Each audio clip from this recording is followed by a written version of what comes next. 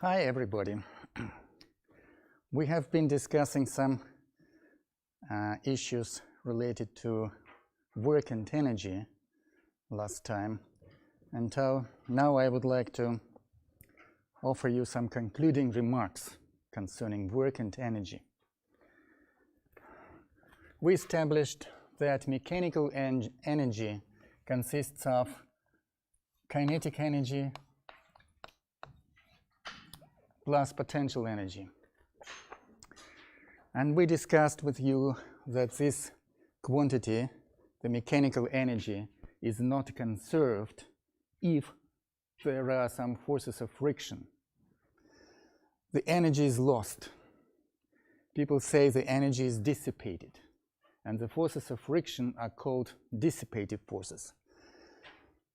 So if some portion of this energy is lost and transferred to other forms of energy, like heat energy, then we may assume that if we add here the internal energy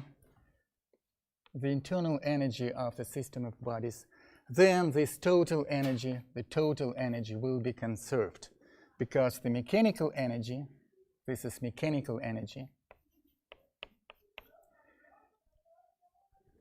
is not conserved. A part of this mechanical energy is transferred into heat, which is internal energy. So a part of mechanical energy goes here, but the total sum of energies must remain the same. So people assumed that the total energy remains constant for a closed system of bodies. The closed system means that no other bodies in the universe influence this closed system. There may be many bodies, but if nothing from outside influences this system of bodies, then this will be a closed system or isolated system. So if we have an isolated system of bodies, then the total energy, including the internal energy, must remain constant. Originally, that was an assumption, but in thousands of experiments, that assumption was confirmed. It turned out to be true. And this is an experimental fact, that the total energy of mechanical system remains constant if we take into account the internal energy of the system, of the bodies, of all the bodies included in this system. Certainly, this is not an ultimate law of nature. This law works very well. It's very precise. It gives you highly accurate predictions, but only if you carry out some experiments or observe some physical phenomena in such simple conditions which exist here on the surface of the planet, of our planet Earth, in our laboratories, and in similar conditions. If you change conditions and go to very high velocities, of some bodies which are close to the velocity of light, then the total energy will be conserved only in some combination with the momentum. The conserved quantity will be a combination of energy and momentum, but not the energy itself. So this is very good law.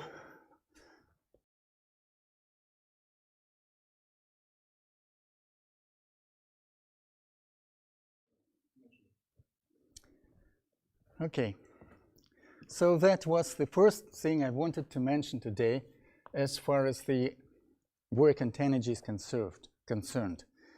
The second thing is about work. You remember the definition of work. The amount of work delta A is defined as the force acting on the body times displacement of the body. And under this force, I understand the component of the force which is parallel to displacement. perpendicular component performs no work.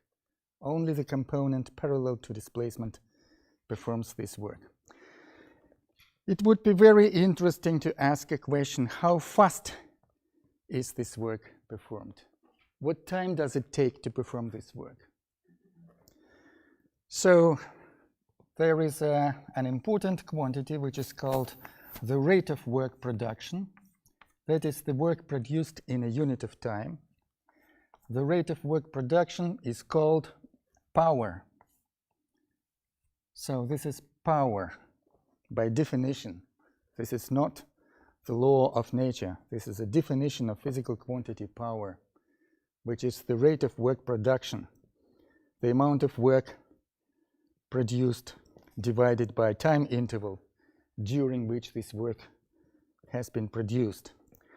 So if we take into account the definition of work, then power can be expressed as force times delta S over delta T. And that means that gives you force multiplied by V.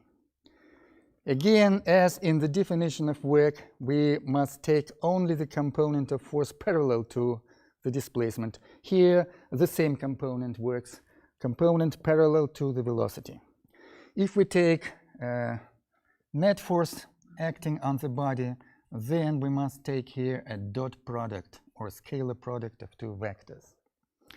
So a power performed by an engine, for example, can be calculated as the force times velocity of displacement. The units for power can be derived from its definition, and the unit to measure power is called watt. 1 watt is 1 Newton times velocity, which is 1 meter per second. Also, you can put it down like this: Newton times meter is known as joule over second.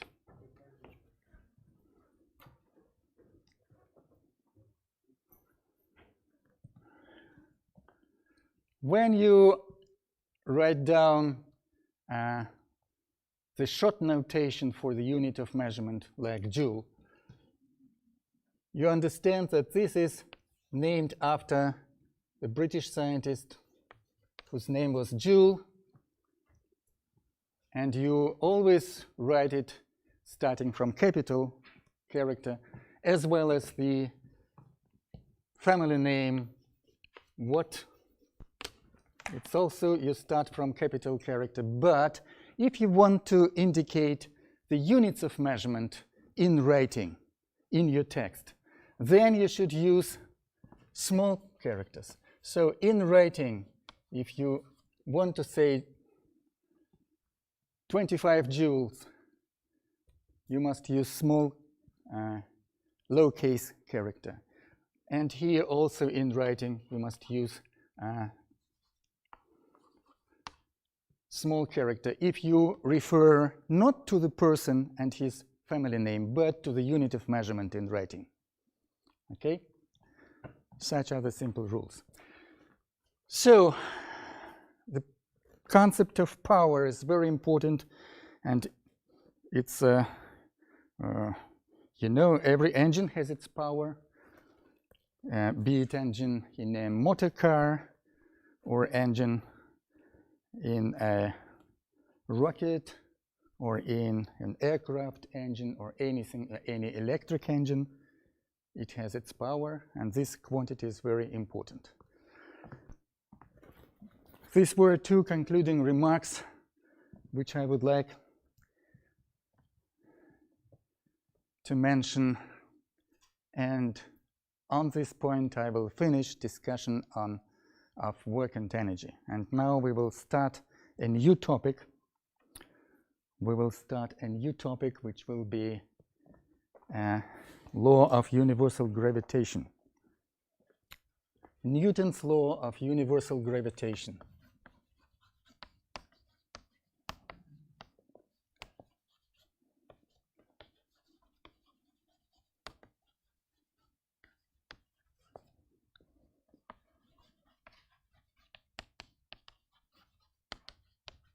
Newton's law of universal gravitation. You know very well this law. You have seen it for many times. Whenever two bodies in the universe interact with each other, they always interact because of this law of gravity. Any two bodies are attracted to each other. If this body has mass m1 and this body has mass m2, and the distance between the two bodies is r, then the force of attraction is some constant m1, m2 over r squared. And the constant gamma has been measured to be 6.7 10 minus 11 in international system of measurements. It's easy to derive what should be the detailed units of measurement of this quantity. It should be, so the gamma, I put it in square brackets to indicate that I am interested only in the units of measurement, not in the value of this quantity. I want to see only the units of measurement. So the units should be 1 Newton, which is a unit of measurement of force, times meter squared, and divided by kilogram squared. In international system, the mass is measured in kilograms. So we have the product of two masses, so we have kilogram squared, and that will be the units of measurement of the gravitational constant in this law.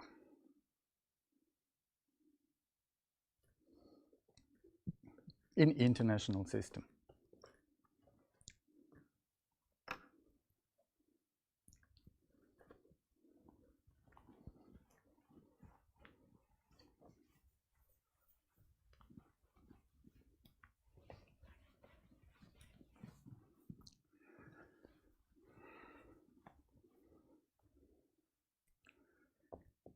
How did Newton come to derive this law? That's interesting, how he came to this formula. In the year of 1666, the 17th century, Newton came to this law of universal gravitation. What was behind his reasoning? Well, the legend says that he observed an apple falling down on the ground. Certainly, you don't need an apple. We notice every day that something sometimes falls down with the acceleration, with the free fall acceleration. So that's not a surprising thing that everything falls down.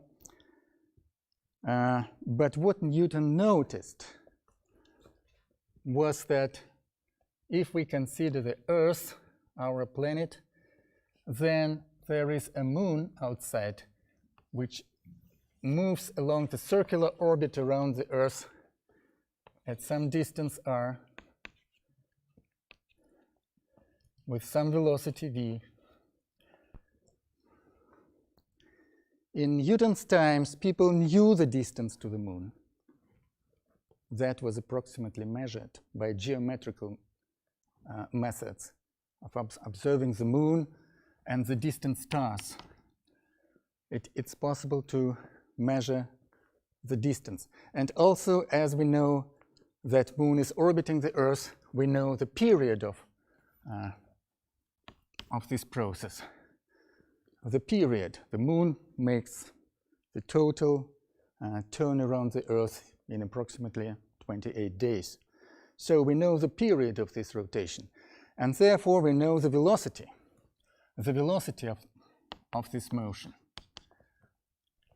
is the total length of the orbit divided by the period, and total length is 2 pi r, where r is the distance or the radius of the orbit. The orbit is very close to a circle, almost circular orbit. Actually, it's not an ideal circle, it's a kind of ellipse, but it's very close to a circle. So in very good approximation, we may consider the moon's orbit to be a circle. So we know the velocity of the moon, and as we know the velocity, we note that if at a given time the velocity is directed here as a vector, then in some time interval the velocity will be directed here. And so there is some acceleration as the vector of velocity is changing in time. The vector depends on time, and the magnitude of this vector remains the same because the moon goes around the Earth at constant velocity. But the direction changes, the direction of vector changes. To see how the direction changes, we must take the original velocity and draw this vector from the same point as the second vector of velocity over some time interval. And the difference between these two vectors will be the change in velocity. That will be delta v, the change in velocity. If we have some change in velocity over some interval of time, then there is an acceleration of the moon, acceleration of any point moving along the circular orbit, circular trajectory. That will be the change in velocity by the time interval divided by the time interval during which the velocity has changed. There is an easy way to calculate this acceleration because in order to calculate the acceleration, we must draw the vector of velocity from some point. And then we notice that in a quarter of a period, the body will be here and its velocity will be directed in this way.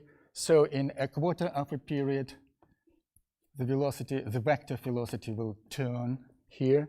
And again, in a quarter of a period, the vector velocity will be directed upward here in this graph. And then, in another quarter of a period, when the moon is here, the velocity will be directed here. We easily notice that as the moon goes along its circular trajectory, the vector of its velocity turns and makes its own circle. And the end of this vector moves along a circular trajectory in a vector space. This is not our three-dimensional space. This is some vector space where we draw vectors. By the way, such a curve along which the end of the vector moves is called a hodograph. This is a hodograph. Hodograph. This term indicates a curve along which the end of the vector velocity moves. In special case, this is a circle.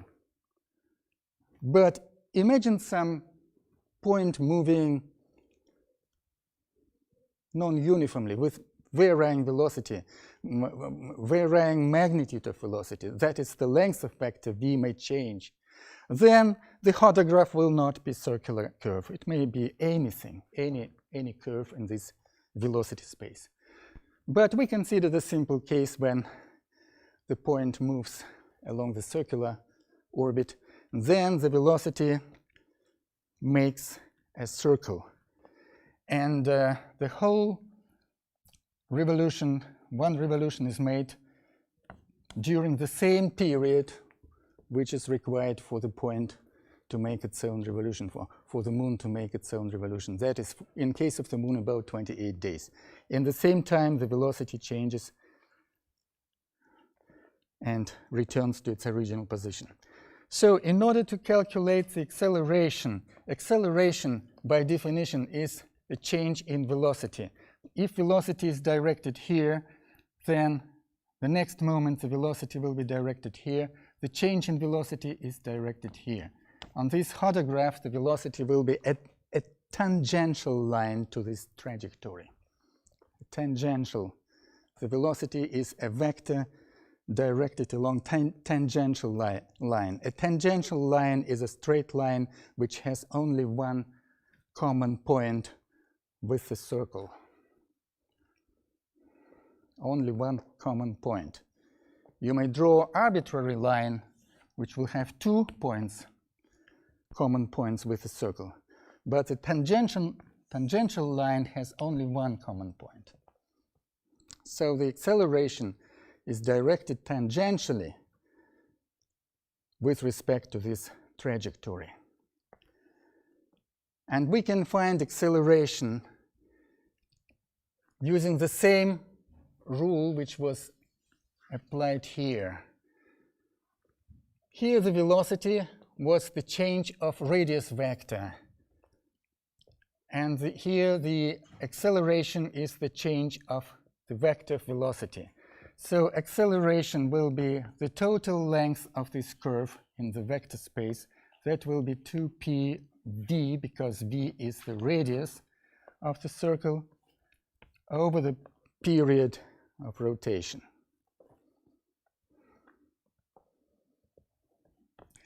And the period of rotation can be taken from here.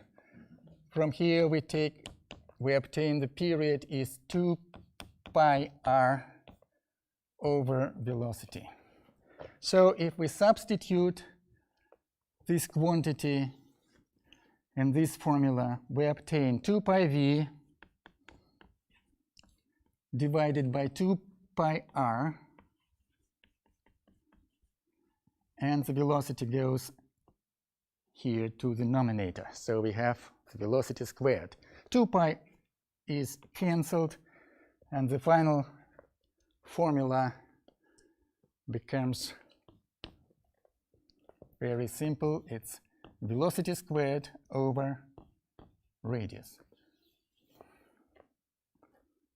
So I started considering this situation because Newton was thinking about it. He noticed that the moon goes around the Earth in a circular orbit, and therefore, as the moon has some velocity and the orbit has some radius, then the moon must have some acceleration in its motion. And the acceleration is certainly directed towards the Earth at each point. Here towards the Earth, and here again acceleration is directed towards the Earth. This is called a centripetal acceleration. A centripetal means that it's directed to the center of the circuit. According to the second Newton's law, if a body has some acceleration, then there must be some net force acting on the body. So some net force is acting on the moon. And if there is some mass of the moon, of which we are absolutely sure, then there must be some force acting on the moon and directed here, some force, which is the mass of the moon times its acceleration. And acceleration we have just calculated to be v squared over r.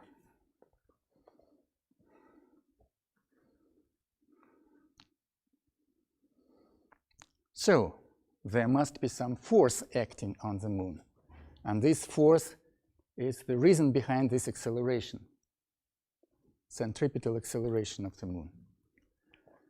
Also, anything on the surface of the moon, or on the surface of the Earth, falls down on the surface. Anything here falls down with a free fall acceleration if we allow it to fall down. If we allow it to fall down, then any object falls down with a free fall acceleration. Newton understood that these two different phenomena, the falling of an apple in the garden and the acceleration of the moon because it goes along the circular orbit, is the same phenomena. These two different phenomena actually have the same reason, have the same cause. And the cause of this phenomena is the attraction to the Earth. Attraction. Everything is attracted to the Earth. Anything, any object is attracted to the center of the planet. And the moon is attracted, and anything. As Newton understood that this must be the same phenomenon, he also analyzed the motion of planets around the sun.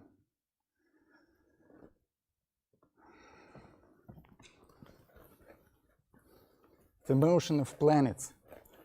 If we consider the sun, there are planets orbiting the sun in our solar system, and each planet has its own radius of its orbit and its own velocity and its own acceleration. So this is the radius and the velocity of the first planet, and this is the radius and velocity of the second planet, etc., etc. Each planet must have a centripetal acceleration. So this is acceleration of the second planet, and this is here acceleration of the first planet. Is it possible to calculate accelerations of the planets? Yes, it's possible, and Newton carried out these calculations. He assessed the ratio of two accelerations.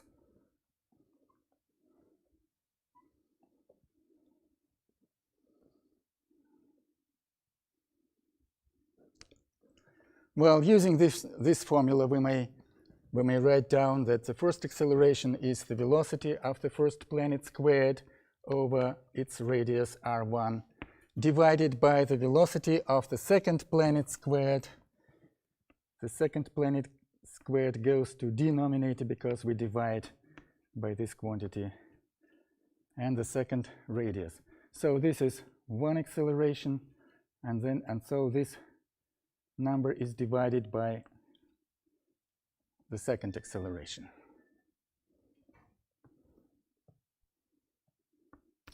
And the velocity of the planet can be expressed using the radius of its orbit and the period of its rotation around the sun. So I use this formula and substitute it here for the velocities. For the first velocity, we have 2 pi r1, the radius of the first planet, divided by period t1. So I take this formula, 2 pi r over t, for the first planet, and I have to take it squared because this is the velocity squared, and divide it by radius r1. And then here I will have radius r2 divided by the velocity of the second planet squared, and I use the same formula.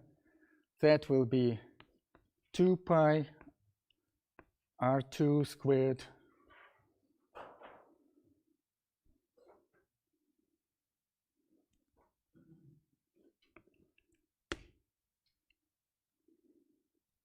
over r2. Oh, something's not right. Over t2, yeah. So that's it. Squared. Period is here in the formula for the velocity, and we have velocity squared. So t2 squared.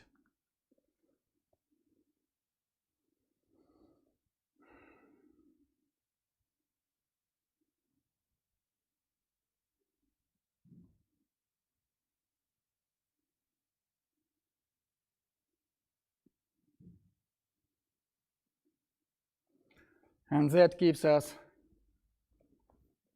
finally, 2 pi squared here and 2 pi squared here will cancel.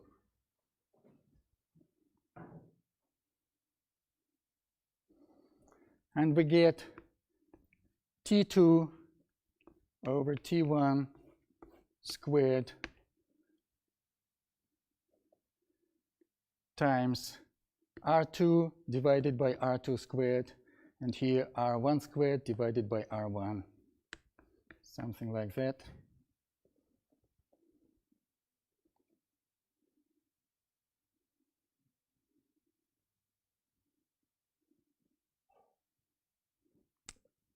Yes.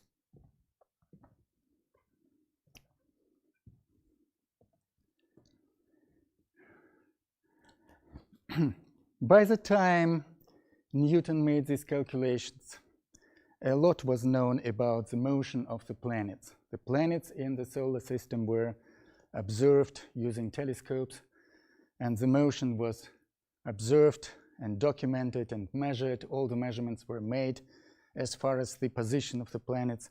So a lot of things was known about the motion of the planets. And the most interesting thing about the motion was formulated as Kepler's laws. Johann Kepler formulated some laws of planets' motion. We will consider Kepler's laws later in the second semester, but what now is important is that Kepler established that periods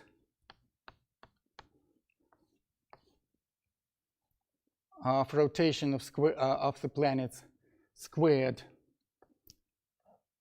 equals the radii of planets' orbits taken in the power of 3. That was established by Kepler as one of the Kepler's laws. That's a relationship between periods of rotation and the distance of planets to the Sun are related in this way. The larger the distance from the planet to the Sun, the larger the period. But the relationship between the distance to the Sun and the period of the orbiting motion is not directly proportional, but it's just proportional in this way. Here we must take the second power, and here the third power. That was the law established experimentally through observations, through astronomical observations. And so Newton used this relationship here to substitute from this formula the periods through the distances. We use this in this way. So instead of T1 over T2 squared, we must write T2 over T1. That will be inversed formula, R2 over R1.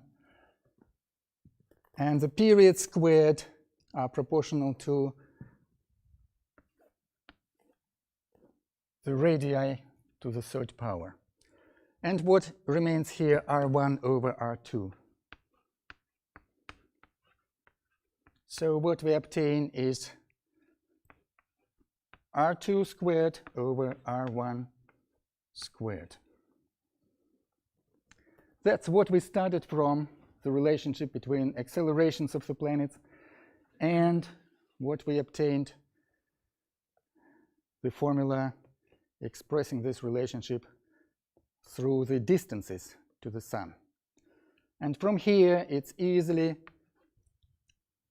to derive that acceleration A1 times R1 squared equals acceleration A2 times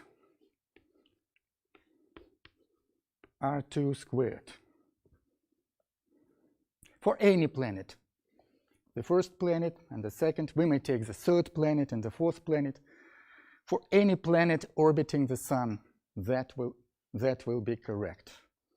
Acceleration times square of the distance to the Sun will be the same number. So this is looks like a constant for the solar system.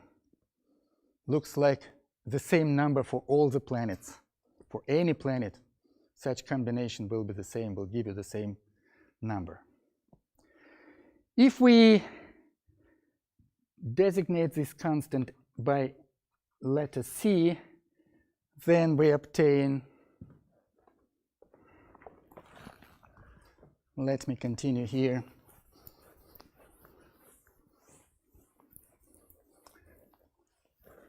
Then we obtain that acceleration of any planet times its distance to the Sun squared equals some constant in the solar system. For all the planets, this is the same constant. I denoted this constant by letter C. And that means that the acceleration equals this constant by r squared. And the force of interaction between the planet and the Sun, according to Newton's second law, must be mass of the planet times acceleration. And this turns out to be constant c, mass of the planet over distance squared. Well, if we have a Sun and a planet, the mass of the planet m, the mass of the Sun is much greater, and the distance between the planet and the Sun is r, then these two bodies interfere with each other somehow, so that a force is acting on the planet. But according to the Newton's third law, the same force, similar in magnitude, must act on the Sun, and it must be in different direction. So this is the force acting on the Sun, and this is the force acting on the planet. According to Newton's third law, the force of action must be equal and oppositely directed to the force of counteraction. So there are two forces. And if one force is proportional to mass m, small mass, then another force must be proportional to the mass of another body. Therefore, two masses must be included in this formula symmetrically.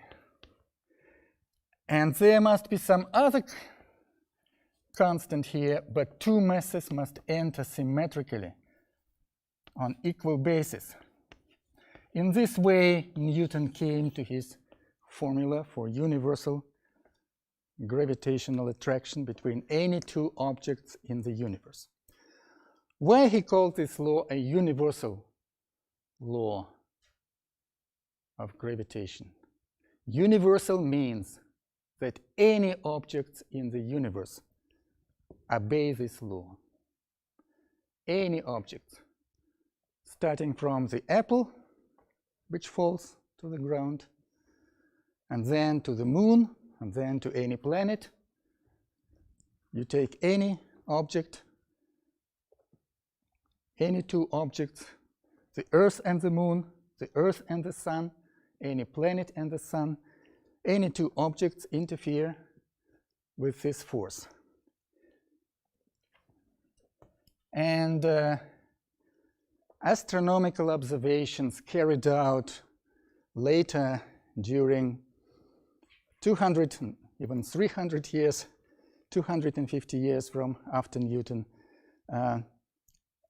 all the astronomical observations show that this law is true not only for planets, but also for asteroids and also for comets which enter the solar system, and also for all artificial satellites orbiting the Earth. And it's really a universal law. Anyway, that was an assumption. Actually, that was an assumption, a very probable assumption, but the derivation of this formula was based on Kepler's laws, and Kepler's law was derived from observational data. It was not derived theoretically. It was obtained from astronomical data, from observations of the planets in solar system. So Newton based his derivation on experimental facts, on experimental data, and no other theoretical considerations could be used to derive this law. So this was somehow, to some extent, an assumption. And whether this law was applicable to all the bodies was a question. So there were experiments carried out to check this law, to test it in different situations. And the most prominent experiment was carried out by Cavendish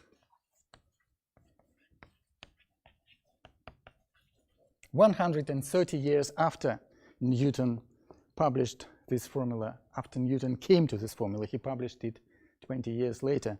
So more than 100 years after Newton published his formula, Cavendish attempted to test it, either to verify it or to refute it in an experiment.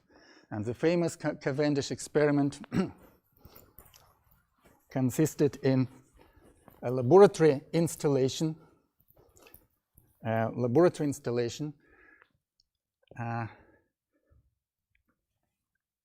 So the schematical presentation of this installation is this: a string, elastic string, which can be rotated easily, bears two small masses. And if we place another heavy mass here and similar heavy mass here,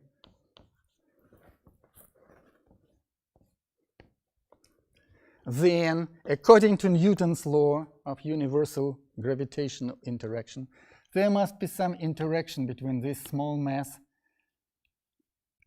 and heavy mass. And also here the same interaction between this small ball and heavy ball.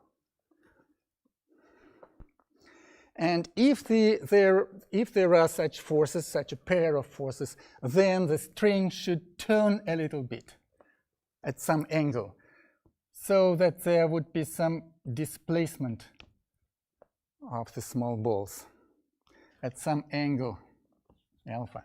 And this angle was measured in the experiment. It was observed using optical devices, using optical tube, like a microscope. The displacement was very small and could be observed using the optical means.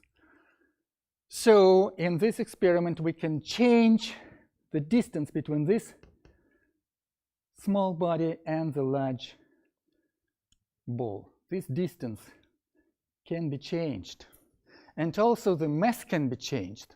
We can put here small masses, very small or twice as big, and so on. When we can change these masses, and we can change the distance here and here. And so we can check this formula, whether this is correct, whether the product of two masses really is in the denominator of this formula. Or probably the distance is not squared, but some other power.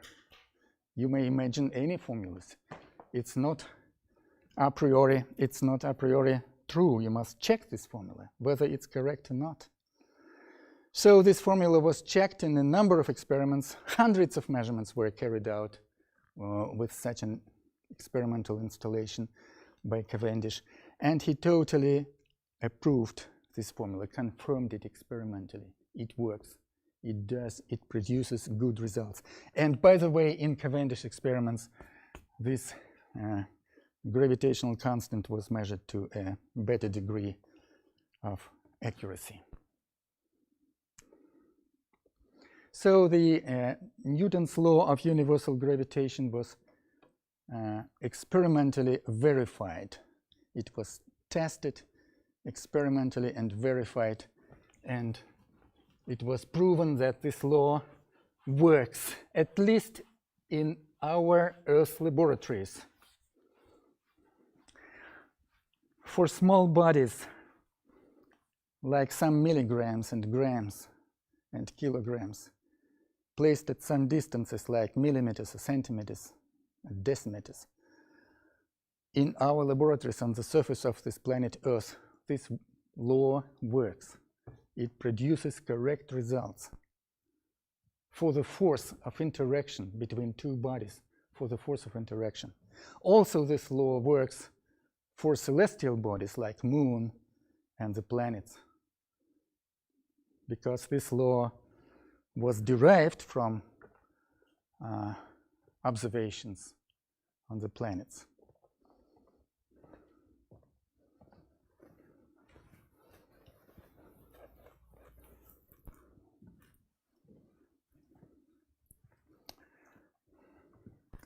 Let's consider some problem to illustrate this law.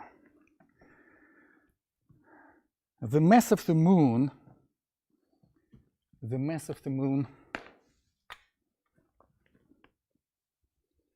equals the mass of the Earth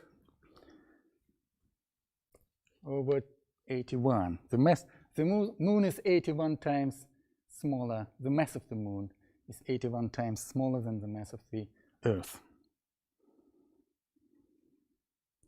And the radius of the moon is smaller than the radius of the Earth by a factor of 3.7. So the radius of the moon is the radius of the Earth divided by 3.7.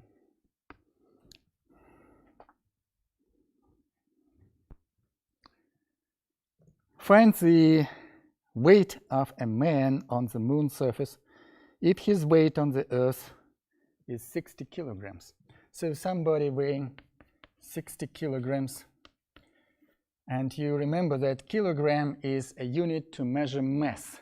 And if we are talking not about the mass but about the force, the weight is the force, so that will be kilogram force, which is the mass of the body times acceleration of the free fall. So somebody on the Earth has the weight 60 kilograms. What will be the weight of this person on the surface of the moon if we know about the moon something about its mass and its radius?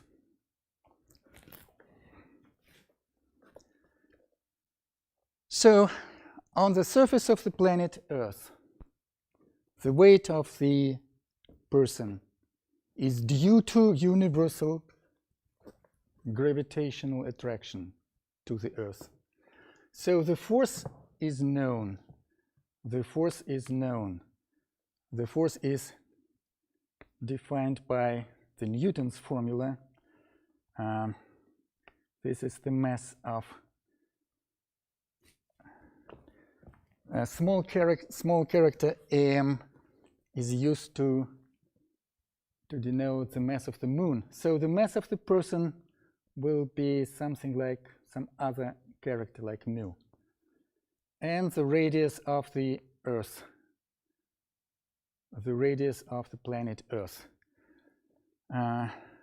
squared. This is the distance between the man and the center of the planet Earth. The distance from the surface of the planet to the center is the radius of this planet. That is the radius of planet Earth. And so the law of universal gravitation of Newton gives you the force acting on a person. And the person's mass here must also be mu. We are talking about this person. And this is certainly acceleration of free fall. So from this formula we obtain that the acceleration of free fall, by the way, is gamma mass of the planet Earth over its radius squared, as the mass of the person is cancels from this formula. So this is the acceleration of the person on the planet Earth. Similar acceleration of the same person on Moon if he stands on the surface of the moon, will be given by the same formula, the same law of universal gravitation, but instead of the mass of the planet Earth, we must take the mass of the moon, and instead of the radius of planet Earth, we must take the radius of the moon squared. So it's easy to find the relationship between the free fall acceleration on the surface of the planet Earth to the free fall acceleration on the surface of the moon.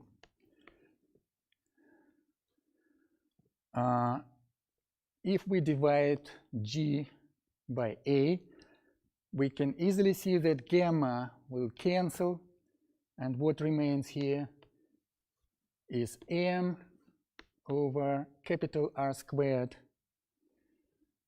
divided by lowercase m over small r squared. And then we know from here that capital M over small m equals 81. We take this quantity to find the relationship between this quotient of m over m capital over small m. That is 81. And from here we know that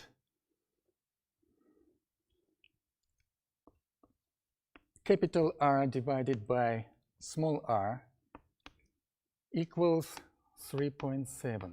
So we take this value and substitute it here to find this value for this expression. So it should be 3.7 squared.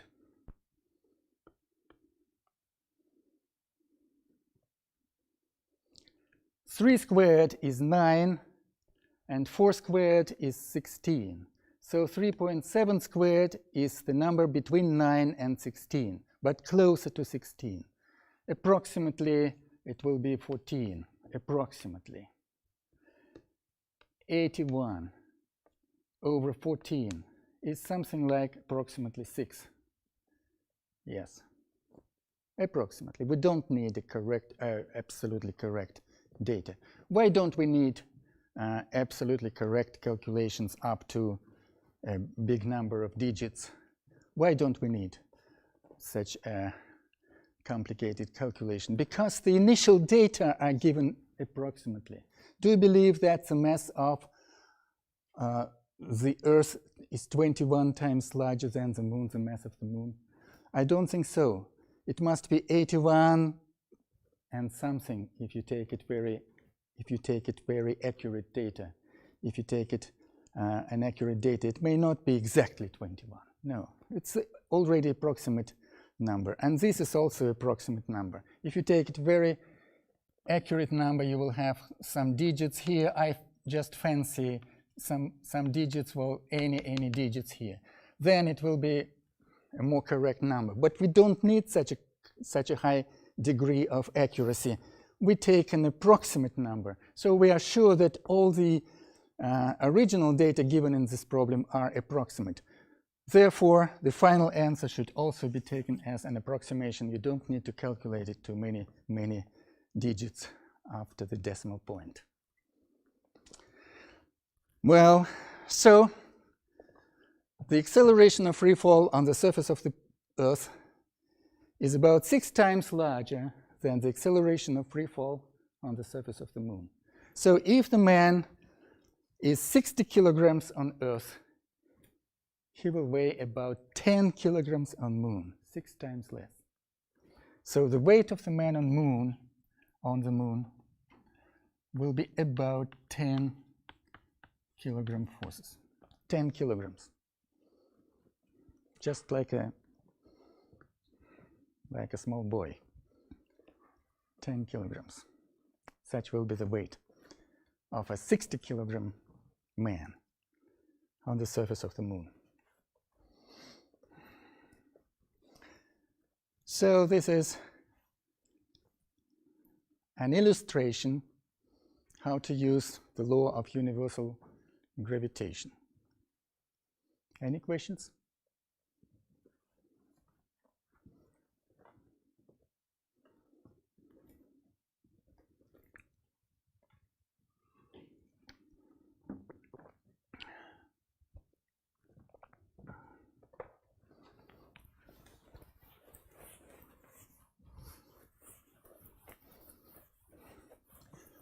By the way, I told you that there may be some digits after decimal point. Yes. Yes. Where is the question? Oh. Sorry for technical difficulties. We have connection problem. That's not to me. No, the second. The second one, the constant of gravity, I mean the gamma, does it have the same value both on Earth and on the Moon?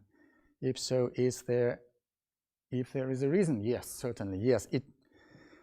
This is the law of universal gravitation. Universal means that it is applicable to any two bodies in the universe. Why do we think so? Why are we sure that the constant gamma is the same for any two bodies? Why? Because the law was derived from observations on different planets. There are several planets in the solar system, and all of them obey this law. Also the Moon orbiting the Earth. Also the objects falling on the surface in the laboratory. Everywhere we have the same law describing the same interaction, gravitational interaction. And gamma is the same. This is the matter of fact. This is the matter of experimental observations. Because this law is applicable to interaction between any two bodies in the universe. This is the matter of experimental fact.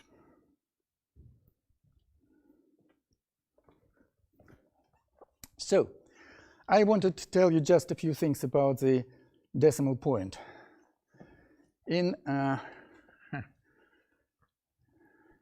So let's consider a large number.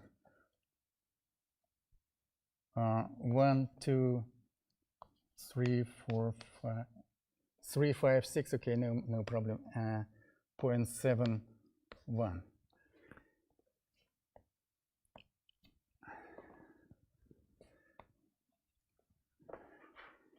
In the English literature, you can often find such a notation that 12,356.71 anything dollars, like that, like dollars, okay? 12,000, 356. In Russia, the same number in Russian literature will be given in slightly different way. 12,000 space 356, and instead of decimal point we use comma 71. So this is the same number, the same, but slightly different notation, and you must know it. In English language literature they use comma. In Russian language literature we use dot, and we use comma. And to denote 3 digits and then thousands and then millions, in Russian language literature we use either a space or nothing at all. It may be without any space, like this. It's believed that people are smart enough to find how many, where you have number of thousands and where you have other 3 digits. Or we may use space. And in English, in the English literature, they often use comma here and dot here. So don't be confused by comma in this notation and comma in Russian notation, which is decimal point. That's a small remark on different systems of notation in mathematics. So,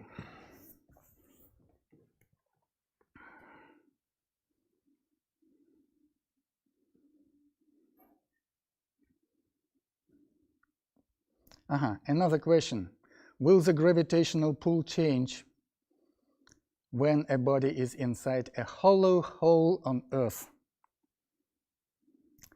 A good question. We will consider this problem next time, when a body is inside a hollow hole. So we consider the planet, and if it has mass, and if a body is here, then there is a gravitational pull, and the force F is defined by the Newton's law of universal gravitation. But if there is a hollow place inside the planet, so the mass is distributed in this way, and the body is somewhere here. This is a well-known problem, and by our plan of classes, we will consider this problem next time. What forces act on the mass m in this particular case? Now I would like to consider some other problems, slightly easier than that. Problem number 226.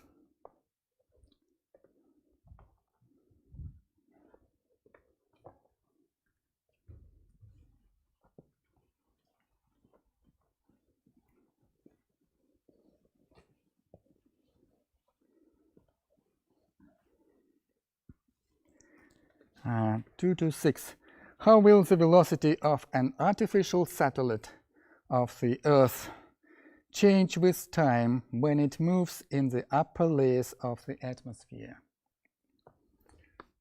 Problem number 226. So there is the planet Earth and a satellite moving in the upper atmosphere. There is a radius of the planet and a satellite of mass m, and the mass of the planet m capital. How will the velocity of an artificial satellite of the Earth change with time when it moves in the upper layers of the atmosphere? That's a very practical question. All the satellites, all the artificial satellites finish their life in the upper layers of atmosphere, and finally they are retarded by the atmosphere and they fall down on Earth like meteors in flames. So this is the end of any artificial satellite if we don't correct its orbit, if we don't use the missile engines to increase the height of the satellite. If we don't use the engines and if we don't correct the orbit, then any satellite will in some times fall on the planet because of the forces of friction, because the atmosphere extends far to hundreds of kilometers. Certainly the atmosphere far away from Earth, the atmosphere is very thin and the density is very low. It's almost a vacuum, but it's not an ideal vacuum. Some molecules are still there, and some small force of friction is acting on the satellite, which moves at some velocity. So some forces of friction act on it. And finally, these forces of friction lead to the fall down of this satellite on the planet. So what do we know about this situation? We know that there is a force acting on the satellite, which is the mass of the satellite and the mass of the planet and the radius of the planet squared. The height of the orbit above the planet's surface is about a few hundred kilometers usually, and the radius is some thousands of kilometers, approximately 6,000. So the height of the orbit is much smaller than the radius. So we can use the radius of the planet here when we consider a low orbiting satellites. Certainly you can consider a very high orbits, including the Moon, which is far away from Earth at the distance about almost 400,000 kilometers, which is much larger than the Earth's diameter. So we may consider objects orbiting the planet at very high altitudes, at very high distance from the Earth. But now we consider the artificial satellite which flies in the upper layers of the atmosphere, and it means that the altitude of this satellite over the surface of the Earth is much smaller than the radius of the Earth. So we don't take into account this altitude. It's a very small additive here. It plays no role. So this is the force, and the force certainly is the reason for acceleration of the satellite, acceleration directed to the center of the planet.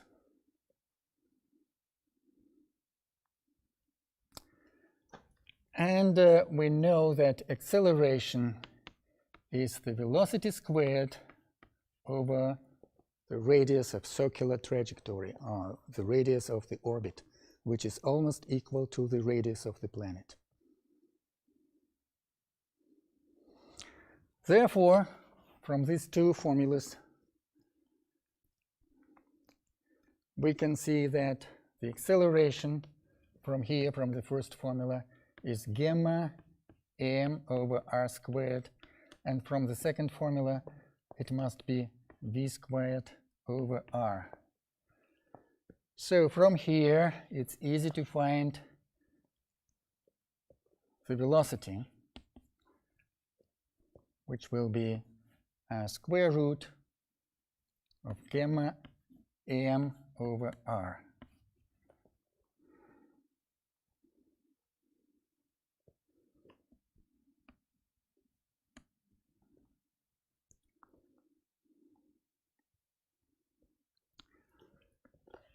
Actually, this is the final answer to the problem.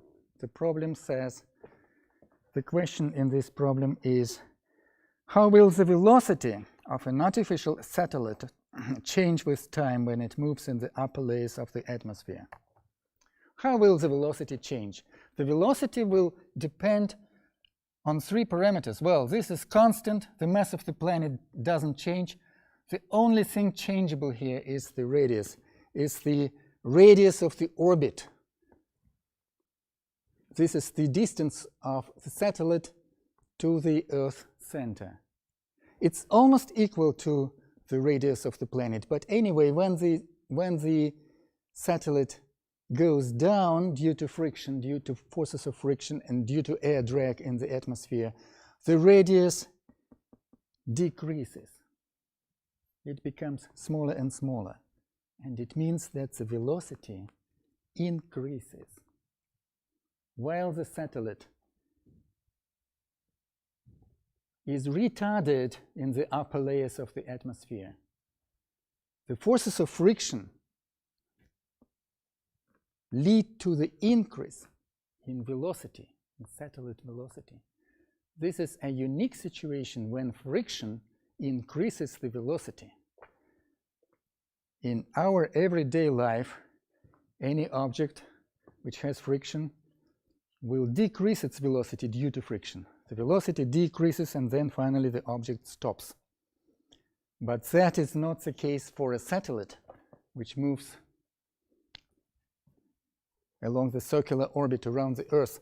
When the satellite comes into the upper layers of the atmosphere, the forces of friction seem to be diminishing the velocity. The friction is always directed against the velocity. And that is true. The friction or air drag is directed against the velocity. But this force does not diminish the velocity. The velocity is not decreased. The velocity is increased because the radius of the orbit, the distance to the Earth center, is decreasing, and it stands here in the denominator of this formula, so the velocity will be increasing. Why is it so strange?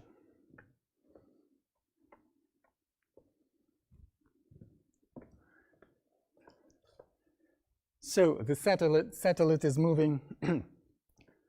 The force of friction in the atmosphere is directed here. This is the force of friction. This is not the force of universal gravitation. So I will use F with subscript friction. It's directed against the velocity. It seems that this force must lead to decreasing velocity, must cause the velocity to decrease, but the velocity actually is increasing. Why is it so strange thing? Well, in order to answer this question, we must remember that a mechanical energy of the satellite is its kinetic energy plus its potential energy.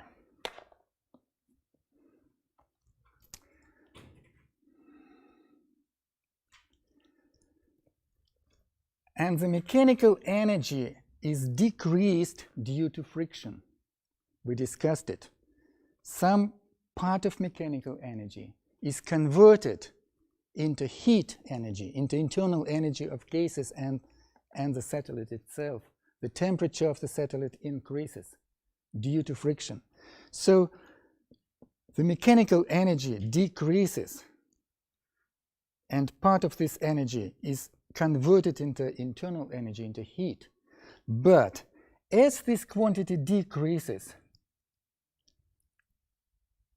there are two components, and one is decreasing, while another component, kinetic energy, is increasing. The kinetic energy is the mass of the satellite, velocity squared over 2, mv squared over 2.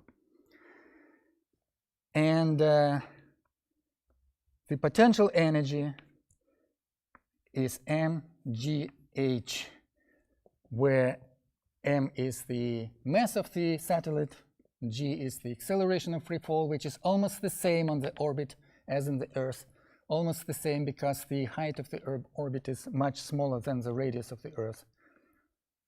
And the h is the height of the orbit, which is much smaller than the radius. So when the height of the orbit is decreased, the second term in this formula is decreased, but it's decreased quicker than the total energy, so that the kinetic energy is increased for some time. It's easy to understand why this is so if we consider the Earth's surface and the satellite and forces of friction acting on it, so that the satellite trajectory goes down and finally it will fall on the surface of the planet. In this particular case, the velocity of the satellite is directed along the tangential line to its trajectory, and the force acting on this satellite is directed to the center. This is the force of universal gravitational attraction, and another force is the force of friction. And as the velocity is directed along the tangential line and to the trajectory, and the trajectory itself goes down a little bit, it goes down. So this angle is less than 90 degrees. Alpha is less than 90 degrees. And therefore, this force will perform work when the satellite displacement is delta S. This force of universal gravitation will perform work F delta S, which is non-zero because the angle between these two vectors is less than 90 degrees. It's not a right angle. Less than 90 degrees. So the work performed by the forces of gravity will be positive, and this work will increase the velocity, regardless of the small force of friction. This force of friction is much smaller, so that the net force acting on the satellite will anyway directed if you make it strictly, you have to add these two vectors. But anyway, the net force, that one, net force, will be directed at some angle to the velocity, which is smaller than 90 degrees. This is at some section of the trajectory, this angle will be smaller than 90 degrees. And therefore, this net force will perform work regardless of the fact that forces of friction are directed opposite the velocity. The net work performed by the net force will be positive, and this net work will increase the velocity. That is the reason, the physical reason behind the increase of velocity. When the satellite goes down, the velocity is increased and the kinetic energy is increased, but the potential energy is decreased. And if you draw a graph of energies, well, versus time, the total energy versus time, the total energy is decreasing, while the kinetic energy is slightly increasing, and the potential energy is decreasing. So this is kinetic energy, and this is potential energy, and this is total energy, which is the sum of kinetic K plus U, kinetic energy plus potential energy. So the first term is slightly increasing, while the second term is decreasing, and the total sum is decreasing. And this situation happens when the satellite enters the upper layers of the atmosphere. The height of the orbit becomes smaller and smaller, but the velocity becomes larger and larger. Inversely proportional relationship between the velocity and radius.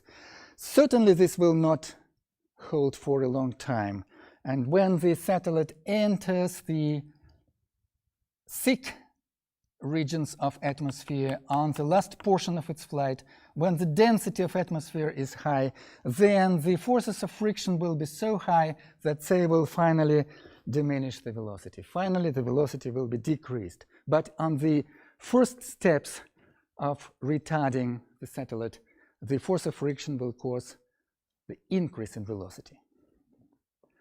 Such is the physics of satellite falling on the Earth. So, we have come to the end of this lecture, actually, and I remind you that next time after our next lecture on Thursday after 12 o'clock, we will go to the demonstrational laboratory and I will show you some experiments, mechanical experiments. Next time, yes, after 12. You have a question?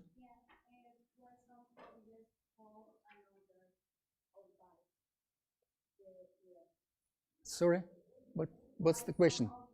Yeah. Orbiting. Yes, it's orbiting and falling at the same time. So it goes, actually the satellite goes along some spiral trajectory. It can be depicted like this. That is the original trajectory, and when it starts falling, the trajectory becomes a spiral. It makes many, many turns, and finally it falls down.